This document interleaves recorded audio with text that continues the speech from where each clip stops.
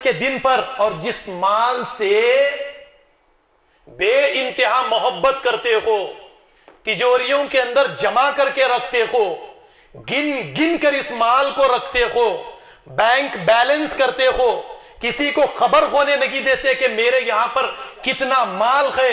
कोई मांगने के लिए आए तो बहाने बनाकर उसे बेवकूफ बनाकर उसे बढ़ा देते हो। मुल्क में गैर मुमालिक में जायदादों पर जायदादें बनाकर रखते हो। अल्लाह रब्बुल आलमीन फरमाते हैं इस माल को खर्च करो अल्लाह की राह में, ये बिर है, ये नेकी है। और जब मौका आए तो अल्लाह के निजाम के लिए अपनी जान कुर्बान करो, ये नेकी है। बस ये दो चीजों को नेकी की कैटेगरी में लाया गया, ये दो चीजों को रखा गया, बाकी सब चीजों को हटा दिया गया। आप ला लीजिए दूसरी चीजों को, इस चीज को, यानी जो चीजें आपकी तरबियत के लिए है उसको तरबियत तक रखें ना। आप फौजी बनने के लिए जाएं, आपको ट्रेनिंग दी जा रही है एक जंग के लिए, आप ट्रेनिंग ही को सब कुछ आप अगर समझ लेंगे तो लोग आपको बेवकूफ कहेंगे या नहीं कहेंगे? वक्त आने पर आपको जंग लड़ने के लिए जाना है तो नमाज के जरिए आपकी तरबियत, रोजे के जरिए आपकी तरबियत, हज के जरिए आपकी तरबियत, ज़कात के निजाम के जरिए गुर्बत के खातिमे के लिए आपकी तरबियत। क़यामत तक ज़कात भी दे रही, फकीर भी है, बाप फकीर था, बेटा फकीर, पोतरा फकीर, नवासा फकीर, ये क्या है? ये कैसा सिस्टम है इस्लाम का? अब गैर मुस्लिमीन हंसेंगे, मजाक नहीं उड़ाएंगे तो क्या है? ज़कात का निजाम वो कहेंगे कि मुसलमानों के यहां पर गुर्बत के बढ़ावे के लिए है, फकीरों को बनाने के लिए है। जरा दिल पर हाथ रखिए, कुरान आपको क्या बनाना चाहता है, किस मकाम पर कुरान आपको ले जाकर खड़ा करना चाहता है। कोहे सफा पर खड़े रहने का मतलब यही था, एक ऊंची जगह पर, कि ऊंची जगह मैं तुम्हें, ऐ उम्मत मुस्लिमा, मैं ऊंची जगह पर तुम्हें खड़ा करना चाहता हूं।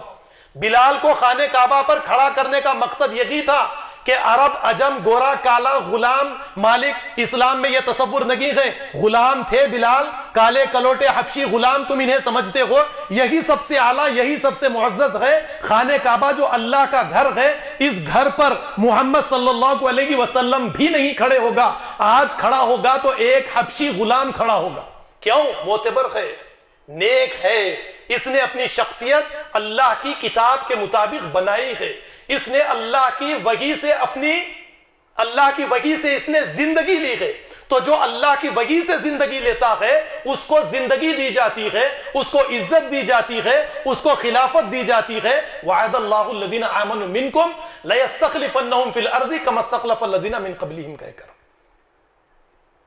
ये है निजाम कायम करने से ये फायदा होता है।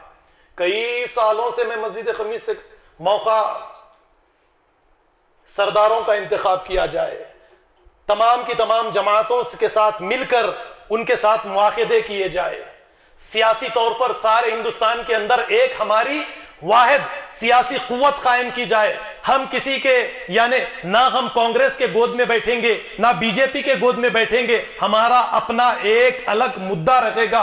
हम अपने तौर पर, अपने नजरिए पर हिंदुस्तान की सरजमीन पर इलेक्शन लड़ेंगे। ये बातें जब तक हमारे अंदर पैदा नहीं होंगी, हम आगे जाएंगे या पीछे आएंगे? आप बताइए, हो ही नहीं सकता। दीन को हमने फिर समझा ही नहीं है। तो इसके लिए मेरी ये गुजारिश है कि आप लोग कुरान के ज्यादा करीब आ चुके, अब कुरान से आप लोग जुड़ चुके। पिछले मौके पर मैंने एक बात रखी, आपके यहां पर एक गुठली है, आप मेज पर इसे सजा कर रख लेंगे तो ये झाड़ और उसके बाद में आपको आम फल फूल देगा, इसे जमीन में डालना पड़ेगा। तो ये एक सिस्टम है, इस सिस्टम को सिर्फ आप कुरान करीम में इसकी तिलावत करेंगे और नेकियां हासिल करेंगे तो कुछ हासिल होने वाला नहीं है। इस पर अमल करना पड़ेगा, इसके मुताबिक अपनी जिंदगियों को ढालना पड़ेगा, अमीरों का इंतखाब करना पड़ेगा, फिर सिस्टम की तरफ आना पड़ेगा। नमाज के लिए मस्जिद को जाए तो इस नियत से जाए कि तरबियत है, इन्ना सलात तन्हा अनिल फ़हशाई वल मुनकर। रोजा रखे तो कहें कि लअल्लकुम तत्तक़ून। उम्रा करने के लिए जाए तो समझे कि लअल्लकुम तत्तक़ून। हज करने के लिए जाए तो समझे कि लअल्लकुम तत्तक़ून। हज करने से पहले यह समझे कि पहले मेरी जिम्मेदारियां मेरे खानदान वालों के साथ जुड़ी हुई है और वो जिम्मेदारियां करने के बाद में मेरे लिए हज फर्ज किया गया है। नबी ने जिंदगी में एक उम्रा किया, एक हज किया, मेरे बारकस में बसने वाले, मेरे खुद अपने खानदान में कई ऐसे अफराद मिलेंगे जिन्होंने कई मरतबा उम्रे, कई मरतबा हज कर लिए, खानदान के मसाइल, सोसाइटी के मसाइल हल नहीं किए, लेकिन सहाबा कराम ने सारी दुनिया के मसाइल हल किए। आप अच्छी तरह से जानते हैं, पहले रशिया के बाद अमेरिका, अब अमेरिका और रशिया से पहले बरतानिया से पहले 1000 साल तक दुनिया पर कौन थे राज करते हुए? हम मुसलमान थे।